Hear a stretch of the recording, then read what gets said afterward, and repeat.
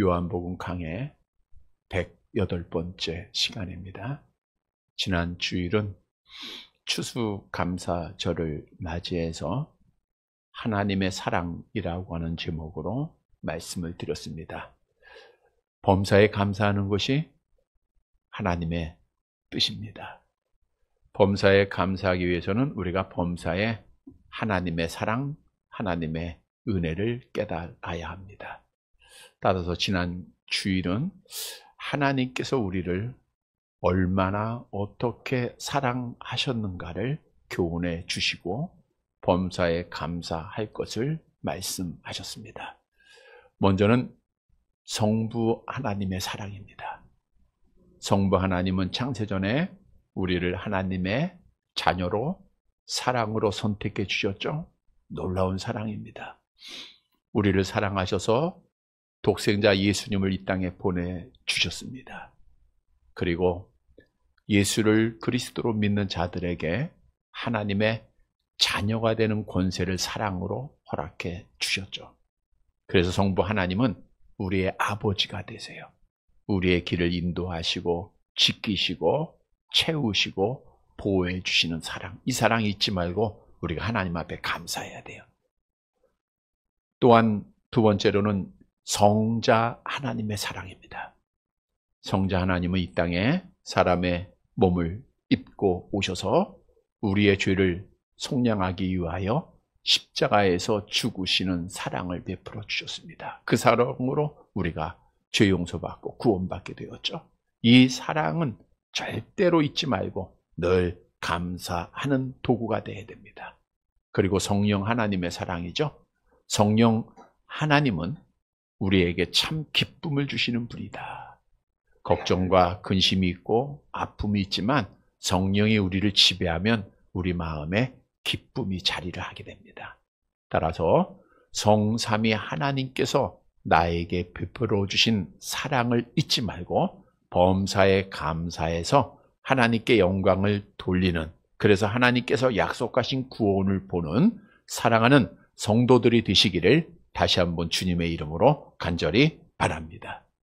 여러분, 예수님께서 베드로가 주는 그리스도시요 살아계신 하나님의 아들이십니다 라고 신앙 고백할 때 그 고백을 받으시고 약속을 하십니다. 마태복음 16장 18절 함께 봅니다. 또 내가 네게 이르노니 너는 베드로라. 내가 이 반석 위에 내 교회를 세우리니 음부의 권세가 이기지 못하리라. 베드로의 신앙 고백으로 예수님이 약속하신 것은 그 신앙 고백 위에 뭘 세워주는 거예요? 교회를 세워주신다는 거예요.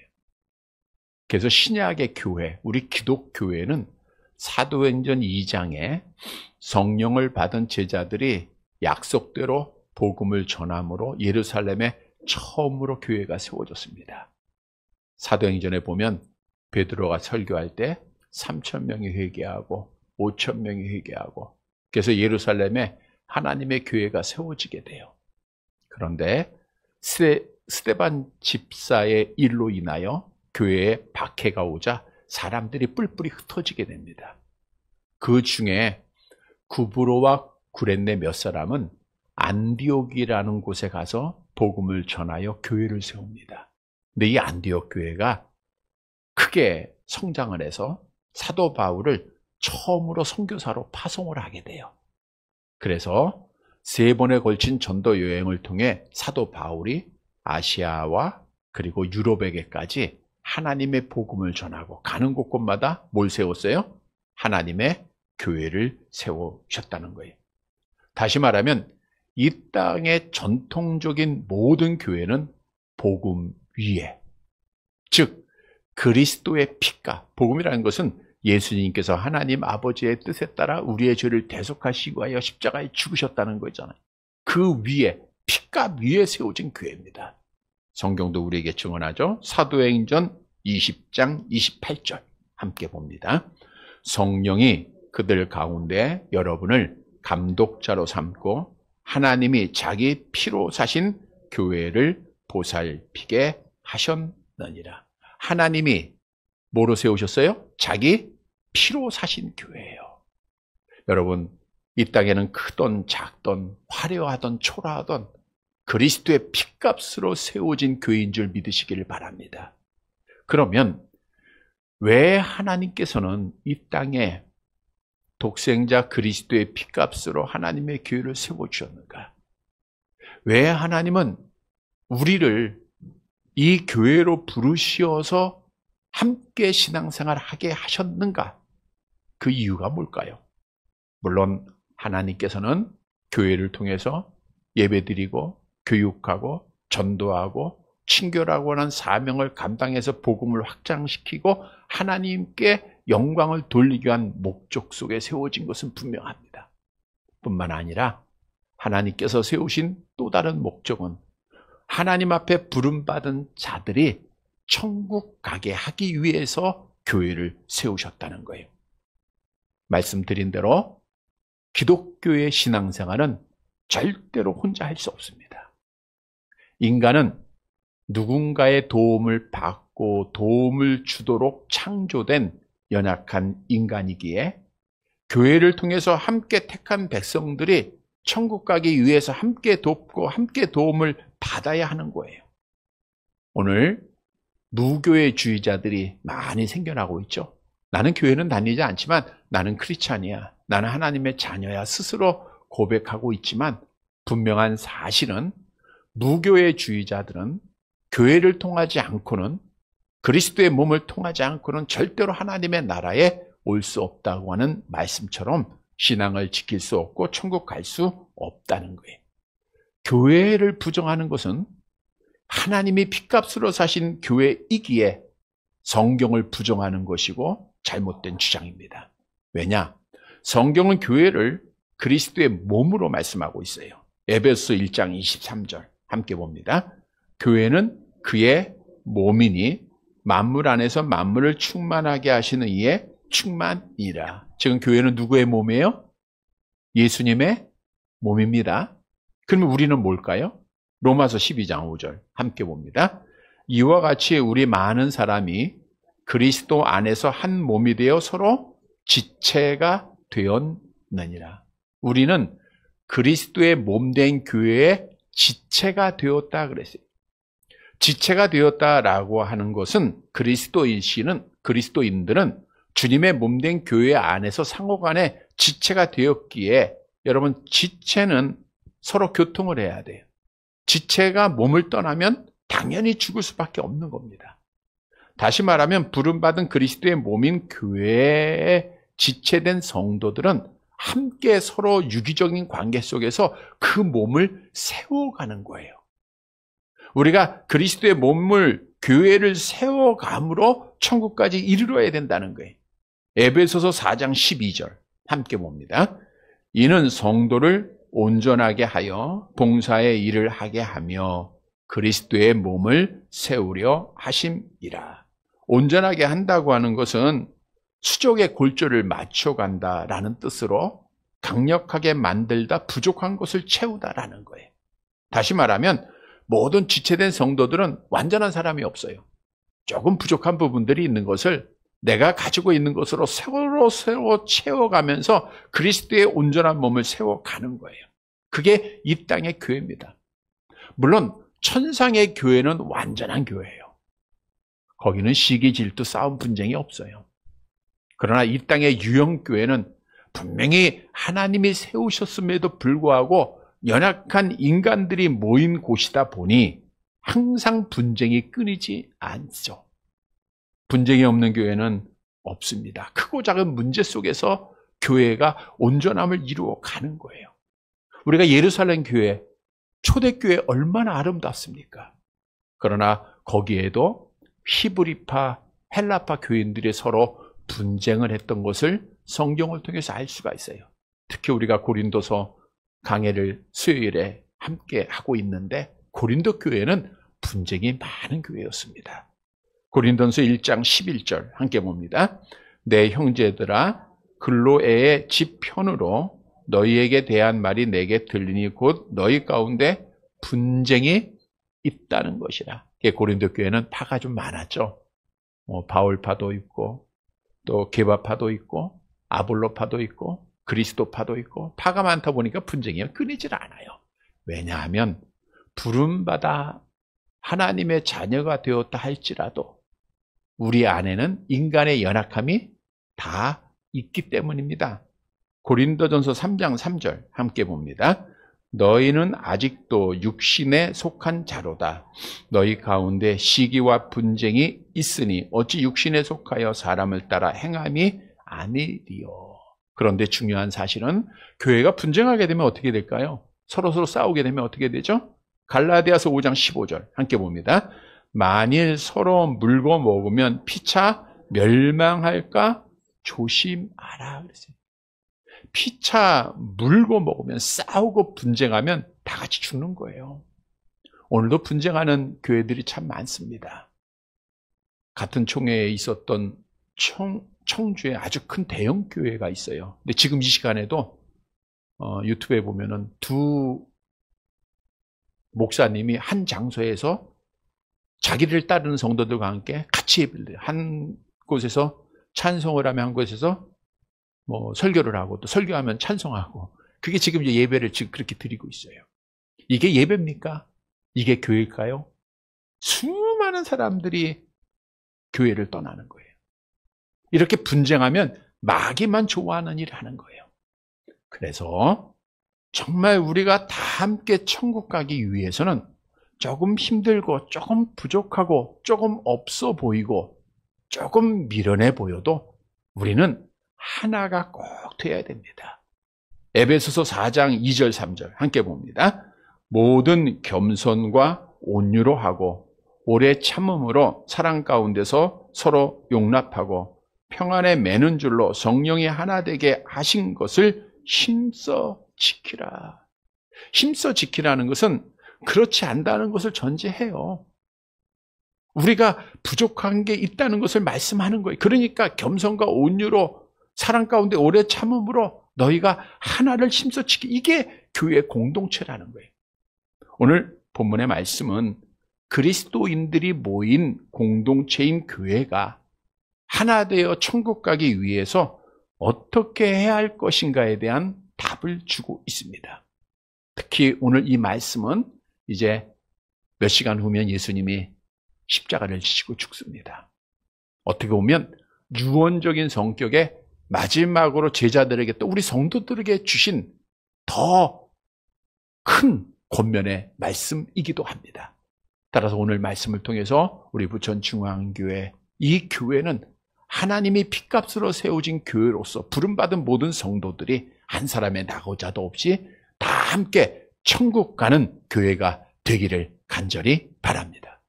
첫째 대지로 천국 가는 교회는 서로 사랑해야 합니다. 또 예수님이 나를 사랑한 것 같이 사랑해야 돼요. 본문 12절 말씀 봅니다.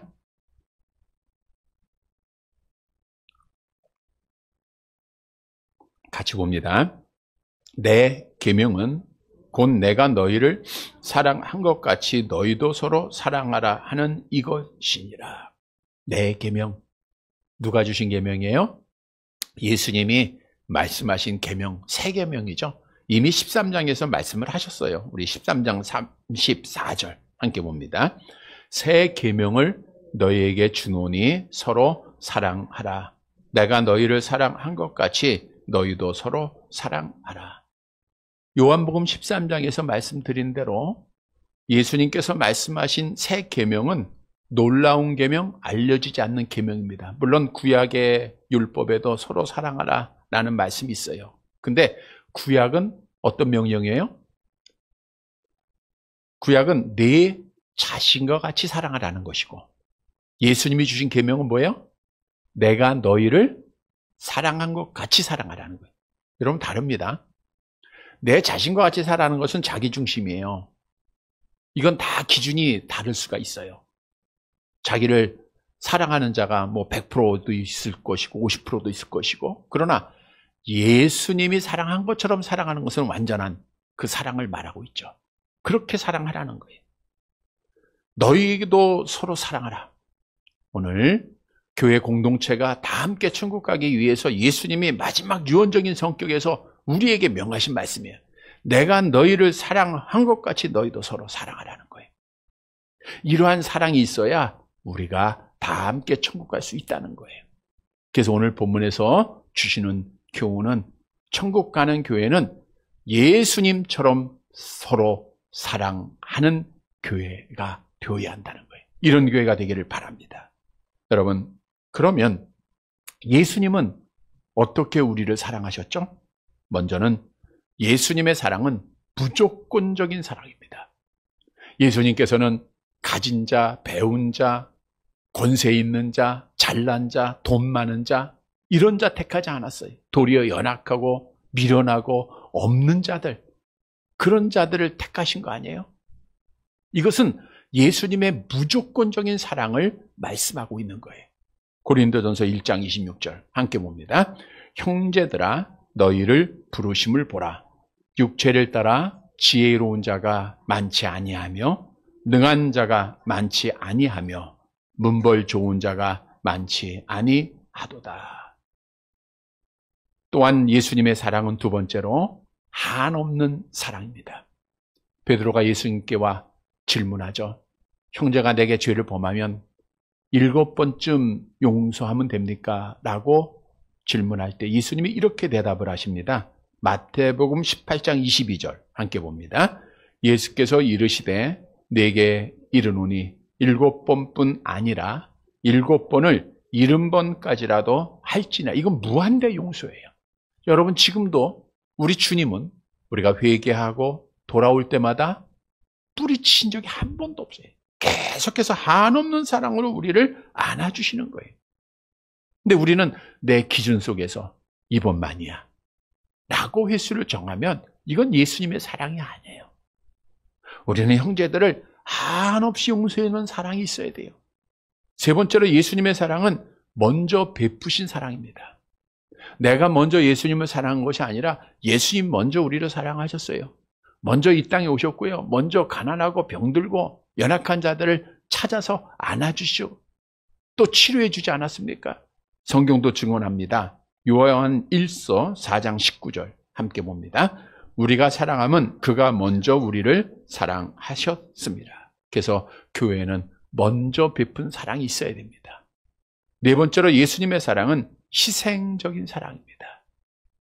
로마서 5장 8절 암송해 볼까요? 우리가 아직 죄인 되었을 때 그리스도께서 우리를 위하여 죽으심으로 하나님께서 우리에 대한 자기의 사랑을 확증하셨느니라. 예수님은 자기의 목숨을 희생하는 희생적인 사랑을 우리에게 보이셨어요. 요한 1서 3장 16절에도 그가 우리를 위하여 목숨을 버리셨다 그랬어요.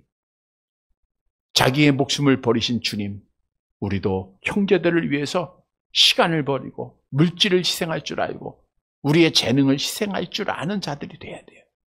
다섯 번째로 예수님의 사랑은 원수까지도 용서하는 사랑입니다. 우리 예수님이 십자가에 달리실 때 자기를 십자가에 못 박는 자들을 향하여 어떻게 기도하셨죠? 누가복음 23장 34절 함께 봅니다. 이에 예수께서 이르시되 아버지 저들을 사하여 주옵소서. 자기들이 하는 것을 알지 못하니이다 하시더라. 여러분, 나를 사랑하는 자를 사랑하는 것은 예수 믿지 않는 자들, 교회 밖의 사람들도 다 해요.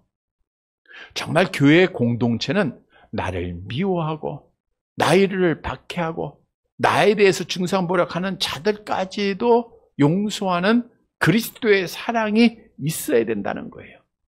스데반 집사도 같은 기도 드리지 않았습니까? 따라서 여러분, 교회에 사랑이 없다고 하면, 이 주님의 사랑이 없다고 하면 교회는 아닙니다. 아무리 말씀이 있고 아무리 천사의 말들이 있고 아무리 믿음이 있다 하고 아무리 선교를 많이 하고 아무리 아름다운 교회요 큰 건물이 있다 할지라도 사랑이 없으면 아무것도 아니에요. 근데 중요한 것은 사랑은 이론이 아니에요. 실천입니다. 말이 아닙니다. 요한 1서 3장 18절 함께 봅니다. 자녀들아, 우리가 말과 혀로만 사랑하지 말고 행함과 진실함으로 하자. 우리의 마음은 하나님은 다 아시죠? 서로 사랑하고 있는 거. 근데 행해야 그걸 우리가 진정한 진짜 사랑임을 성경은 말씀하고 있는 거예요. 성도 여러분, 우리는 서로 각기 다른 환경과 경험 속에서 하나님 앞에 부름받은 자, 이거 하나님의 주권입니다. 우리 함께 천국 가야 돼요. 오늘 말씀을 꼭 기억하고 예수님의 이 사랑, 우리도 서로 사랑하라 하신 말씀을 꼭 기억하고 주님의 사랑 실천해서 우리 하나 되어 다 함께 천국 가는 귀한 은혜가 있게 되기를 간절히 바랍니다. 두 번째로 천국 가는 교회는 진정한 친구가 되어야 합니다. 본문 13절 말씀 보도록 할게요. 같이 봅니다. 사람이 친구를 위하여 자기 목숨을 버리면 이보다 더 큰 사랑이 없나니. 이보다 더 큰 사랑이 없다는 것은 제일 큰 사랑이에요. 우리 사람들 사이에서 가장 큰 사랑은 따라서 어떤 사랑이에요? 친구를 위하여 자기 목숨을 버리는 겁니다. 여러분, 목숨이라는 게 얼마나 중요합니까? 마태복음 16장 26절 함께 봅니다. 사람이 만일 온 천하를 얻고도 제 목숨을 잃으면 무엇이 유익하리요? 사람이 무엇을 주고 제 목숨과 바꾸겠느냐? 목숨 참 중요하잖아요. 그래서 그 목숨 어떻든 더 지키기 위해서 모든 투자 아끼지 아니하고 좋은 곳이라고 하면 다 먹고 찾아야 되고 열심히 노력하고 땀 흘리고 있는 거예요. 그런데 이 내가 이렇게 사랑하는 목숨을 다른 사람을 위해서 준다고 하는 것, 그래서 그게 가장 큰 사랑이라는 거예요. 그런데 예수님은 말씀만 하신 것이 아니라 그 목숨을 우리를 위해서 주셨다는 거예요. 로마서 5장 6절 함께 봅니다. 우리가 아직 연약할 때의 기약대로 그리스도께서 경건하지 않은 자를 위하여 죽으셨도다. 그러니까 예수님은 우리에게 무슨 사랑을 베푸신 거예요? 가장 큰 사랑을 베푸셨어요. 그러면 누가 예수님의 친구가 되죠?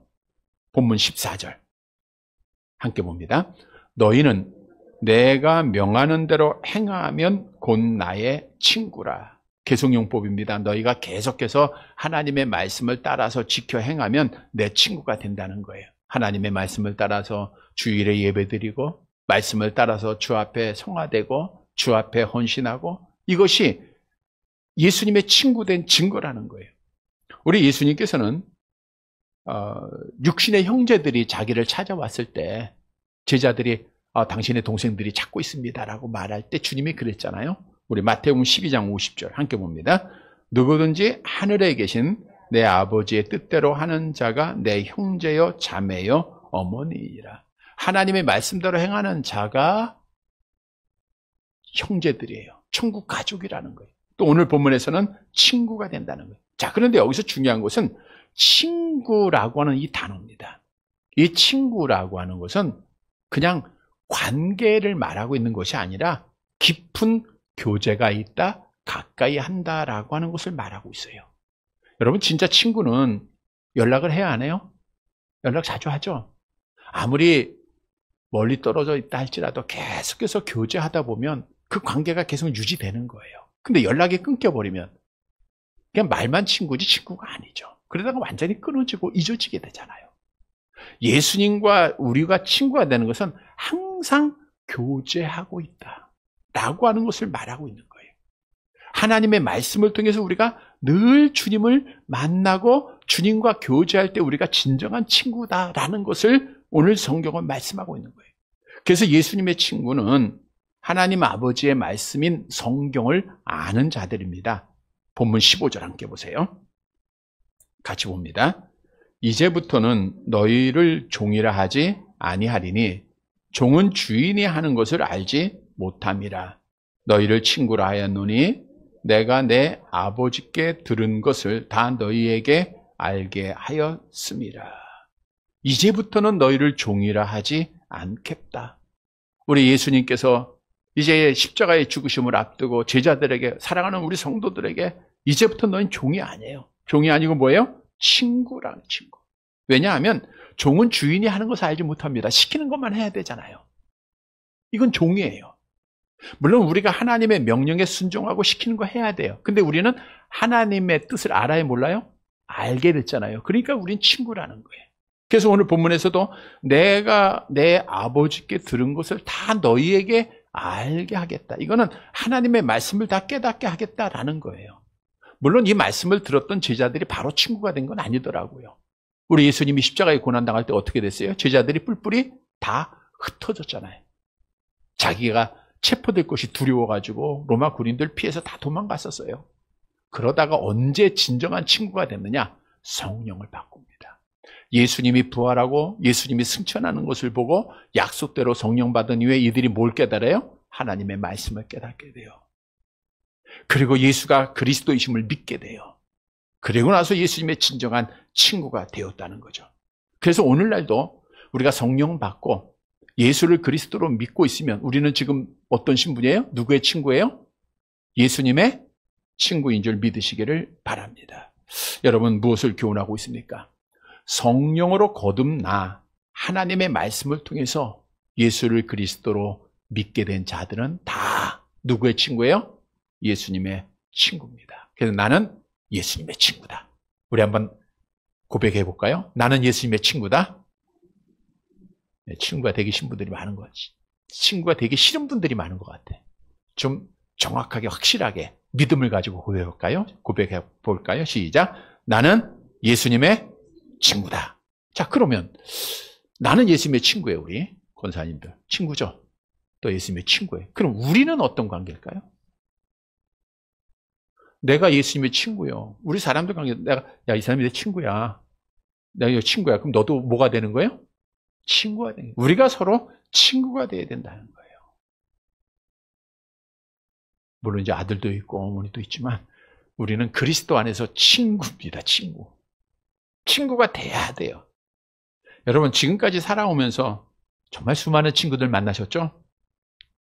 초등학교서부터 쭉 대학교 다닐 때까지 사회생활 하면서 이웃들과 관계들 속에서 얼마나 많은 수많은 친구들이 있었습니까? 근데 과연 지금 진정하게 만나서 교제하는 친구는 얼마나 될까요? 거의 없어요. 물론 동창들도 만나고 친구들이 있겠죠. 근데 나이가 들어가면서 점점 없어집니다. 여러분 진정한 친구는 서로에게 깊은 신뢰가 있으며 함께하는 자들입니다. 진정한 친구는 상대방의 장점뿐 아니라 단점도 이해하고 받아들이고 존중할 줄 알아요. 진정한 친구는 기쁠 때뿐 아니라 슬플 때도 함께하고 위로하는 자입니다. 진정한 친구는 거짓말하지 않아요. 때로는 듣기 어려울지라도 진실을 말하는 자들입니다. 진정한 친구는 서로의 꿈과 목표를 응원하고 실패할 때 포기하지 않도록 옆에서 힘이 되어지는 자들입니다. 진정한 친구는 시간과 공간을 초월해서 항상 교제하는 자들입니다. 진정한 친구는 계산적이거나 이기적인 목적 없이 서로를 위해서 희생하며 행동하는 자들이에요. 그런데 중요한 것은 이 땅에서는 진정한 친구가 매우 어렵다는 거예요. 왜냐하면 모든 사람은 환경에 따라 변해요. 안 그럴 것 같은데 우리가 보세요. 죽자 살자. 나 저 친구 없으면 죽을 것 같아. 근데 지금 살아있잖아요. 다 떨어졌어도. 누구나 다 변할 수 있는 거예요. 목회를 하면서 수많은 친구들이 있었죠. 있을 때, 잘날 때, 잘 나갈 때는요. 정말 많은 분들이 곁에 있었어요. 근데 어렵게 되고 힘들어지니까 썰물처럼 다 빠져나가는데 정말 남질 않아요. 그럼에도 우리 노예 목사님들이 편에 서서 항상 좋은 친구들이 되어주었고 총회도 수천 명의 목사님 중에서 3분이 남아있어요. 여기 소사동에서 나눔교회 목회하는 이계서 목사님, 또 풍성한교회 김용환 목사님, 푸른교회 우리 장태웅 목사님 3분은 어려울 때 힘들 때인데 항상 연락하고 항상 곁에 있어요. 그래서 우리가 4사람이 영원한 동행이라고 하는 단체방을 만들어서 지금도 매일매일 교제하고 있는데 그렇다고 해서 그것이 영원한 동행은 될 수가 없죠. 누구라도 변할 수 있고 또 누구라도 하나님이 부르시면 먼저 가야 돼요. 여러분 다윗에게 아이도벨이라고 하는 진짜 좋은 친구가 있었어요. 근데 이 아히도벨이 다윗의 아들 압살롬이 반역을 하자 당연히 다윗 편에 있어야 되는데 굉장한 모사꾼이거든요. 지혜로운 자예요. 압살롬의 편에 서서 다윗을 죽이려고 한 거예요. 다윗의 마음이 얼마나 아팠겠습니까? 그래서 시편 55편을 통해서 다윗이 이렇게 고백을 하고 있는데 아마 누구나가 친구의 배반을 통해서 이런 고백점이 있었을 거예요. 한번 함께 볼까요? 시편 55편 12절에서 14절. 지금 다윗이 배반을 당하고 한 고백입니다. 같이 봅니다. 나를 책망하는 자는 원수가 아니라 원수일진데 내가 참았으리라. 나를 대하여 자기를 높이는 자는 나를 미워하는 자가 아니라 미워하는 자일진데 내가 그를 피하여 숨었으리라. 그는 곧 너로다. 나의 동료요, 나의 친구요, 나의 가까운 친구로다.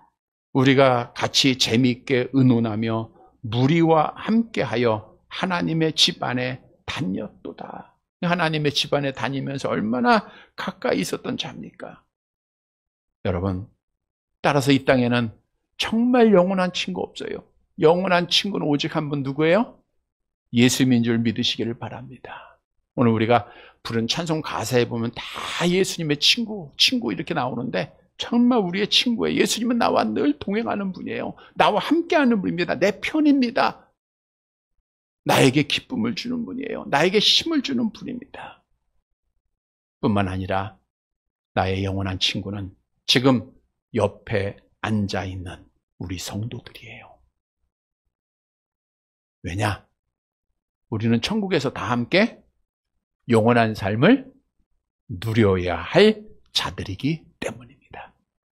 따라서 우리가 함께 천국 가서 영원한 삶을 누리기 위해서는 물론 주님과 동행하는 것 가장 중요하고요. 우리끼리 서로 친구가 되었으니까 친구로서의 교제가 있어야 돼요. 친구가 아파하면 위로해 줄 줄 알고 슬퍼했을 때 넘어졌을 때 일으켜주고 기도해 줄 줄 아는 친구, 좋은 일에서 함께 기뻐해 줄 수 있는 친구가 되어야 됩니다. 고린도 12장에서도 지체가 함께 해야 할 일을 말하고 있죠. 26절 함께 봅니다. 만일 지체가 고통을 받으면 모든 지체가 함께 고통을 받고 한 지체가 영광을 얻으면 모든 지체가 함께 즐거워하느니라. 성도 여러분, 우리는 다 누구예요? 친구입니다. 그러니까 그렇다고 해서 권사님, 장로님 명분 다 빼고 친구 이러건 안 되고 친구로서의 교제가 있어야 된다는 거예요. 늘 함께 기뻐하고 함께 슬퍼할 줄 아는 진정한 교제가 있는 친구. 그러면 우리 다 함께 어디 갈까요? 천국 가는 거예요. 이런 교회, 이런 성도들이 되시기를 바랍니다. 세 번째로 천국 가는 교회는 복음의 열매를 맺고 기도해야 돼요. 본문 16절 말씀입니다. 함께 봅니다. 너희가 나를 택한 것이 아니요 내가 너희를 택하여 세웠나니 이는 너희로 가서 열매를 맺게 하고 또 너희 열매가 항상 있게 하여 내 이름으로 아버지께 무엇을 구하든지 다 받게 하려 함이라. 너희가 나를 택한 것이 아니요 내가 너희를 택했다. 이 말씀은 제자들 가운데서도 내가 예수님을 택했어라고 생각하는 제자가 있었다는 거예요. 오늘날도 마찬가지입니다. 여러분, 내가 하나님을 붙잡았다? 내가 예수를 스스로 믿었다라고 하는 자들이 많이 있어요. 우리 기독교의 신앙은 하나님 중심이 돼야 돼요. 내가 택한 것이 아니라 하나님이 택한 거예요. 내가 지금 이 교회를 찾아온 게 아니라 하나님이 보내주신 거예요. 내가 지금 노력해서 열심히 땀 흘려서 건강한 게 아니라 하나님이 건강하게 하신 거예요. 내가 지금 노력해서 편안하게 잘 사는 게 아니라 하나님이 편안하게 하신 겁니다. 모든 것을 하나님 중심으로 말하고 행동하는 것이 참된 성도의 신앙이에요. 성경이 말씀하잖아요. 내가 그렇게 했다는 거예요. 주님이 하셨다는 거예요. 그러면 하나님이 우리를 교회로 삼으신 목적이 뭐냐? 여기에 보니까 먼저는 너희로 가서 열매를 맺게 하기 위해다. 가서 열매를 맺는다고 하니까 당연한 거죠. 가서 복음의 열매를 맺어라, 그 뜻이에요. 또 하나의 이유는 내 이름으로 아버지께 무엇을 구하든지 다 받게 하려 함이라. 우리가 예수님과 친구가 됐으니까 예수님이 우리의 중보자의 역할을 감당해 주시겠다는 거예요. 그러니까 친구된 자들은 하나님 아버지 앞에 기도하면, 예수의 이름으로 기도하면 다 이루어지신다. 기도 응답을 약속하신 거예요. 그래서 오늘 본문에서 주시는 교훈은 교회가 가서 복음을 전해야 되고 기도하는 교회가 되어야, 영적으로 깨어 있어야 우리가 다 함께 천국 가는 교회가 될 수 있다라고 하는 사실을 교훈해 주고 있는 겁니다. 따라서 먼저는 가서 복음을 전해야 합니다. 물이 고이면 썩는다는 말처럼 교회는 복음의 생수의 강을 흘러넘쳐 보내야 돼요. 그리고 새로운 물이 순환이 돼야 됩니다. 그래서 성경은 우리에게 명령하고 있죠. 마태복음 28장 19절 같이 봅니다. 그러므로 너희는 가서 모든 민족으로 제자를 삼아 아버지와 아들과 성령의 이름으로 세례를 베풀라. 우리가 지난 주일에도 열매를 많이 맺으면 누가 영광을 받아요? 아버지께서 영광을 받으시겠다. 우리에게 많이 부족한 부분인데 정말 복음을 가서 전하는 것이, 그래야 우리가 비전이 있고 그래야 우리가 생명력이 있다고 하는 것을 깨닫고 전해야 돼요. 그리고 교회는 깨어 기도해야 됩니다. 예수님이 예루살렘 성전이 강도의 소굴이 되어 있을 때 저들을 책망하시며 뭐라고 말씀하셨죠?